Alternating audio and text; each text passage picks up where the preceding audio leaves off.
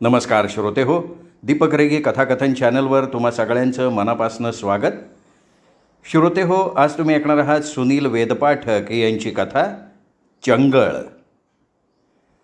गुणवंत विद्यार्थ्यांच्या सत्कार समारंभातल्या त्याच्या भाषणानं संपूर्ण श्रोतृवर्ग मंत्रमुग्ध झाला होता. त्यांच्या ओघवत्या वाणीतील भाषणाच्या वर्षावात सर्वजण चिंब झाले होते. टाळ्यांच्या कडकडाटातच तो व्यासपीठावरनं खाली उतरला. सर, भाषण अप्रतिम झालं सर, एक जण म्हणाला. सर, अहो आपण भाषण करत नव्हता, तो थेट संवाद होता जो आमच्या काळजाला भिडत होता, दुसरा एक जण म्हणाला. आपण सांगत होता तो प्रसंग डोळ्यांसमोर प्रत्यक्ष पाहतोय असा भास होत होता सर, तिसरा म्हणाला. सर, आपल्या जिभेवर अक्षरशः सरस्वती आहे सर, चौथा म्हणाला. श्रोत्यांच्या प्रतिक्रिया आणि अभिप्रायानं तो अगदी मनातून सुखावत होता. खरं तर श्रोत्यांकडनं मिळालेली दाद वक्त्याला त्याला मिळणाऱ्या मानधनापेक्षा मौल्यवान असते. सर, खरं सांगू का सर, तुमच्या भाषणाने ना सर आम्हा सर्व ग्रामस्थांची, खरंच सांगतो सर, अगदी चंगळ झाली बघा. एका कार्यकर्त्यानं उत्साहात उत्स्फूर्त प्रतिक्रिया नोंदवली. त्याचं वाक्य संपतं न संपतं तोच तो ताडकन बोलला, गप्प बसा, गप्प बसा, आता यापुढे एक शब्दही बोलू नका कोणी. अशी ताकीद देऊन तो वाऱ्याच्या वेगानं रेस्ट हाऊसमधल्या त्याला आरक्षित केलेल्या रूममध्ये गेला. त्याचा पुरता मूड गेला होता, चेहरा पडला होता, वेदनाग्रस्त झाला होता. त्यांनी दार बंद केलं, स्वतःला बंदिस्त करून घेतलं. नेमकं काय घडलं कोणाला कळेनासं झालं. श्रोते तर त्याची तारीफ आणि कौतुकच करत होते. त्याला राग येईल किंवा त्याचा अपमान होईल असं कोणीच काहीही बोललं नव्हतं. प्रमुख अतिथी निराश, नाराज, खिन्न आणि दुःखी का झाला असावा, हाच प्रश्न संयोजक आणि संबंध प्रेक्षकांना पडला होता. त्यांनी कॉटवर धाडकन स्वतःला लोटून दिलं. अंगावरचा कोट टाय काढण्याची पण त्यांनी तसदी घेतली नव्हती. तो छताकडे आणि फिरणाऱ्या सिलिंग फॅनकडे एकटक पाहत होता. पंख्याच्या पात्यांच्या वेगानं तो भूतकाळात पोहोचला. गावातल्या शाळेत त्यांनी आणि तिने 10वी कक्षा उत्तीर्ण होऊन कॉलेजमध्ये प्रवेश घेतलेला. दोघांचीही महाविद्यालयं वेगवेगळी, गावाच्या उत्तरेकडे टेकडीच्या दोन्ही बाजूला वसलेली. गावातून 1 किलोमीटर अंतरावर पत्र्यांच्या शेडमध्ये एक हॉटेल, त्याचं नाव हॉटेल मिलाप. हॉटेलसमोरून थोडं पुढं गेल्यावर तो रोड दुभंगून दोन्ही दिशेला टेकडीला वळसा घालून दोन्ही महाविद्यालयाकडे जात असे. महाविद्यालयाकडून आलेले दोनही रस्ते अगदी हॉटेलसमोर एकमेकांना मिळायचे, मिसळायचे, भेटायचे.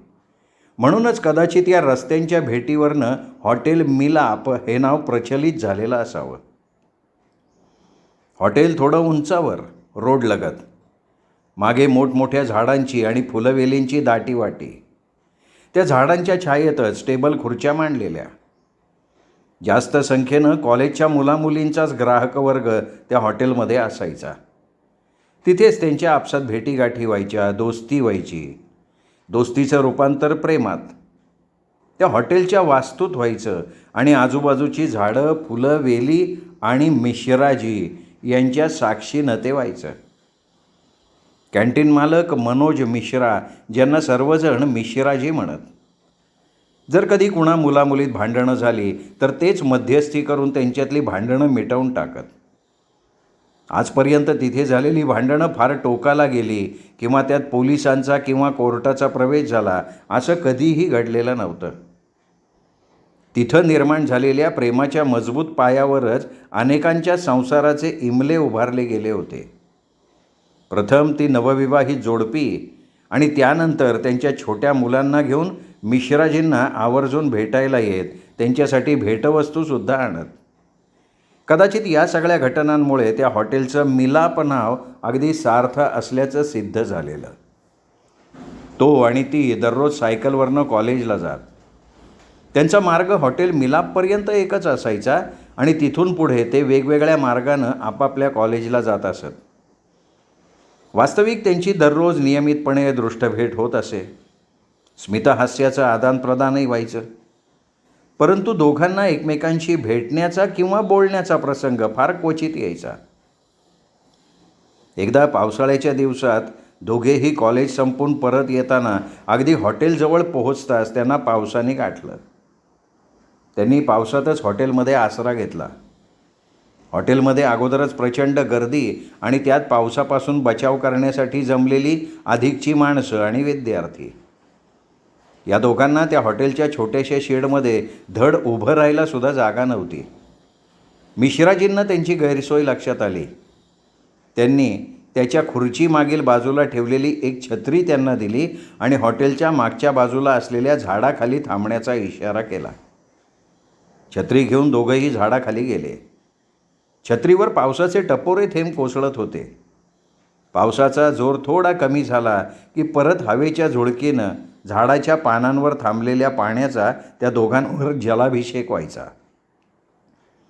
ते छत्रीतल्या भेटीत त्यांनी एकमेकांनी परस्परांच्या कुटुंबाविषयी आणि इतर माहिती जाणून घेतली. त्यांच्या उभयतांच्या आवडी निवडी, छंद आणि ध्येय याबाबतची माहिती करून घेतली. तेवढ्यात पाऊस थांबला. हळूहळू हॉटेलमधली गर्दी विरळ झाली. दोघेही हॉटेलच्या टपरीत येऊन थांबले. दोघेही बऱ्यापैकी भिजून चिंब झालेले, दोघांनाही हुडहुडी भरलेली.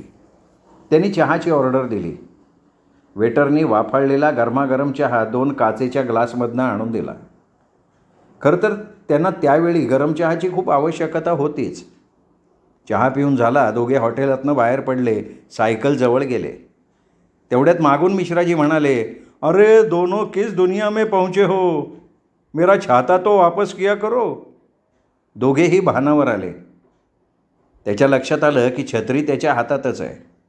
तो ओशाळला. पटकन जाऊन त्यांनी छत्री मिश्राजींना परत केली आणि आभार मानून दोघेही आपापल्या सायकलवरनं निघून गेले. ते दोघेही आपापल्या घरी शरीरानं पोचले होते, पण त्यांचं मन मात्र मिश्राजींच्या कॅन्टीनच्या बाजूला धो धो कोसळणाऱ्या पावसात एकाच छत्रीत हितगुज केलेल्या ठिकाणी पुन्हा पुन्हा जात होतं. त्यांच्यात झालेल्या संवादांची उजळणी त्यांच्या मनात सुरू होती. त्यानंतर मात्र प्रत्येक दिवशी कॉलेजमधून परत येताना कॅन्टीनच्या मागच्या बाजूला असलेल्या एका कोपऱ्यातल्या टेबलावर बसून गप्पा गोष्टी करत चहा पिण्याचा त्यांचा सिलसिला सुरू झाला. खरं तर चहा पिणं हा एक बहाणा होता. पावसात मिश्राजींनी दिलेल्या छत्रीच्या माध्यमातनं दोघातलं अंतर कधीच कमी झालं होतं. त्यातून त्यांची ओळख, ओळखीतनं मैत्री आणि मैत्रीतून त्यांच्यात प्रेमाचा अंकुर रुजायला लागला होता. खरं तर इथेच त्यांच्या प्रेमाची सुरुवात झाली होती, पण त्याबाबत दोघेही अनभिज्ञ होते. तथापि मिश्राजीसारख्या जाणकार आणि त्यांच्या अनुभवी डोळ्यांनी त्यांच्यात रुजत चाललेला प्रेमाचा अंकुर केव्हाच हेरला होता. पाहता पाहता 2 वर्ष झाली. त्यांच्यातल्या प्रेमाच्या अंकुराचं रोपटं आणि रोपट्याचा प्रवास वृक्ष होण्याकडे वेगानं निघाला होता. ते दररोज प्रेमाच्या गप्पा ज्या कोपऱ्यातल्या टेबलावर बसून करत होते, त्या टेबलाचं नामकरण इतर विद्यार्थ्यांनी आणि वेटर्सनी प्यार का कोना असं करून टाकलं होतं. जगतजागृती साहित्य मंचातर्फे काव्यस्पर्धेचं आयोजन दरवर्षी होत असे. यावर्षी ही काव्यस्पर्धा आयोजित केली होती. ते दोघेही आता एकमेकांच्या प्रेमात आकंठ बुडालेले होते. त्यामुळे आपसुकच त्या दोघांच्याही काव्यप्रतिभेनं भरारी घेतली होती. दोघेही उत्तम प्रकारे कविता करत आणि कॅन्टीनमधल्या भेटीत त्या कविता एकमेकांना ऐकवत असत. त्या काव्यस्पर्धेत दोघांनीही सहभाग नोंदवला आणि त्यात तिला पहिलं बक्षीस तर त्याला दुसरं बक्षीस मिळालं. बक्षीस घेण्यासाठी दोघांनाही मंचावर बोलवलं. बक्षीस वितरणाच्या वेळी त्यांच्या काव्यप्रतिभेचं भरभरून कौतुक करताना प्रमुख पाहुण्यांनी ठामपणे प्रतिक्रिया नोंदवली की शुद्ध प्रेमाचा पाया भक्कम असल्याशिवाय अशा कविता सुचणं किंवा स्फुरणं केवळ अशक्य असतं. माझं म्हणणं जर खोटं असेल तर त्या दोघांनी इथेच सांगावं. थोडक्यात काय तर सर्व जमलेल्या प्रेक्षकांच्या साक्षीनं त्याच्या आणि तिच्यातल्या बहरलेल्या प्रेमाच्या वृक्षाबाबत प्रमुख वक्त्यांनी शिक्कामोर्तबच केलेलं होतं. ते दोघंही गप्प, जणू काही वक्त्याच्या अभिप्रायाला त्यांनी दिलेली मूक संमतीच होती. तेव्हा ना दोघांचंही ग्रॅज्युएशन पूर्ण झालेलं. दोघांनीही पुढील शिक्षण विधी शाखेतून करायचं हे निश्चित केलेलं. त्या दोघांच्या प्रेमप्रकरणाची चर्चा सर्वत्र सुरू झाली. दोघांच्याही घरच्या लोकांना त्याचा सुगावा लागला. अलिखित पारंपरिक समाज नियमाप्रमाणे दोघांच्याही घरातून त्यांच्या प्रेमाला तीव्र आक्षेप आणि टोकाचा विरोध सुरू झाला. त्यांच्या भेटीवरही त्यांनी बंधनं लादली. त्यांच्या दोघांच्याही कुटुंबात यापूर्वी कुणीतरी कोणाच्या प्रेमात पडलं आहे आणि त्यातून त्यांचा विवाह झाला आहे असा इतिहास नव्हता. म्हणजे आजपर्यंत कुटुंबात कोणीच केलं नाही ते त्याला आणि तिला का बरं करू द्यायचं, असा साधारण सूर होता. या सगळ्या प्रकरणी तो आणि ती कमालीचे अस्वस्थ झाले, दुःखी झाले. आईवडिलांचा शब्द मोडून आपलंच खरं करणं हा त्यावेळेचा प्रघात नव्हता. दोघांचीही तळमळ आणि घुसमट दिवसेंदिवस वाढत होती. त्यांचा आणि हॉटेल मिलापचा मिलाप होणं बंद झालेलं. त्यांना त्यांचा प्यार का कोना पारखा झाला होता. त्यांच्या प्रेमावर आलेल्या विघ्नाची बातमी मिश्राजींच्या कानावर गेली आणि तसा मिश्राजी सज्जन आणि भला माणूस म्हणून त्याला समाजात मान होता, प्रतिष्ठा होती. एकदा त्यांनी त्याला हॉटेलवर बोलवून घेतलं आणि त्याच्याकडनं संबंध घटनाक्रम जाणून घेतला आणि त्याच्या प्रेमाला दोन्ही कुटुंबात कसा टोकाचा विरोध आहे ही गोष्ट अवगत करून घेतली. मिश्राजींनी यथाअवकाश त्याच्या आणि तिच्या कुटुंबातल्या प्रमुख सदस्यांची भेट घेतली, त्यांच्याशी सविस्तर चर्चा केली आणि दोन्ही कुटुंबातल्या सदस्यांकडनं त्या दोघांच्या लग्नाला होकार मिळवला. परंतु प्रश्न आला होता तो म्हणजे तो सध्या शिकतोय, त्याच्याकडे सध्या कुठलीही कमाई किंवा उत्पन्नाचं साधन नाही, मग लग्न करायची घाई का? शुद्ध आणि निरपेक्ष प्रेमाला जर समाजातून विरोध होत असेल तर बऱ्याच वेळा परमेश्वरही त्यांच्या मदतीला धावून येत असतो याचा प्रत्यय त्याला आला. एका महाविद्यालयात त्याला लिपिकाची नोकरी मिळाली. वास्तविक ती नोकरी त्याच्या आवडीची नव्हती. त्याचं ध्येय नामांकित विधिज्ञ व्हायचं होतं, परंतु त्यामुळे त्याच्या कमाईचा प्रश्न निकाली निघाला होता. अर्थात त्यांच्या दोघांच्या लग्नातला मोठा अडसर दूर झाला होता. नाही म्हटलं तरी त्याच्यापेक्षा तिच्या कुटुंबाची आर्थिक स्थिती भक्कम होती. बैठकीची तारीख ठरली. बैठक अर्थातच तिच्या घरी. नातेवाईक, पै पाहुणे आणि इतर प्रतिष्ठित मंडळी बैठकीला उपस्थित राहिलेली होती. बैठक सुरू झाली. मुलामुलीच्या पसंतीचा प्रश्न नव्हता. धर्म, जात याचीही समस्या नव्हती. आता त्याला नोकरी होती, तो स्वतःच्या पायावर उभा होता. त्याच्या कुटुंबातल्या लोकांच्या कसल्याही अवास्तव मागण्या नव्हत्या. त्यामुळे बैठक लवकर पार पडली. लग्न जमलं, फक्त सोयीची तारीख निश्चित करणं बाकी राहिलं होतं. दोन्ही कुटुंबातले सदस्य आनंदी झाले. जेवणाची तयारी झाली. तेवढ्याच सहजपणे तिचे वडील त्याच्या वडिलांना म्हणाले, तुम्ही अजिबात चिंता करू नका. लग्न असं थाटामाटात करून देतो की यापूर्वी तुमच्या 4 पिढ्यातही तसा सोहळा कोणी पाहिला नसेल. अगदी तुमच्या सगळ्यांची चंगळ करून टाकतो. आणि इथेच मोठा स्फोट झाला. तिच्या वडिलांच्या त्या बोलण्यानं त्याचे वडील खूप अपमानित झाले. त्यांना कमी लेखलं गेल्याची भावना झाली. ते अगोदरच स्वाभिमानी आणि थोड्या रागीट स्वभावाचे होते. त्यात सर्वांसमोर तिच्या वडिलांच्या अशा बोलण्याने खरं तर त्यांच्यातला स्वाभिमान दुखावला गेला होता. अक्षरशः आपण अपमानाच्या आगीत होरपळतोय असं त्यांना वाटत होतं. ते एकदम भडकले. तिच्या वडिलांना म्हणाले, ग बसा तुम्ही, काय वाटेल ते तोंडाला येईल ते बोलू नका. आमची चंगळ करून टाकायला तुम्ही काय नवकोट नारायण लागून गेला काय? हे बघा, आम्ही तुमच्यापेक्षा आर्थिक बाबतीत थोडे कमी असू, पण आम्हाला इज्जत, स्वाभिमान, मान, सन्मान नाही असं समजायचं काही कारण नाही. मला हे लग्न अजिबात मान्यच नाही. आपल्या सहज बोलण्यानं त्याच्या वडिलांचं मन दुखावलं याची तिच्या वडिलांना जाणीव झाली. ते सारवासारव करायला लागले.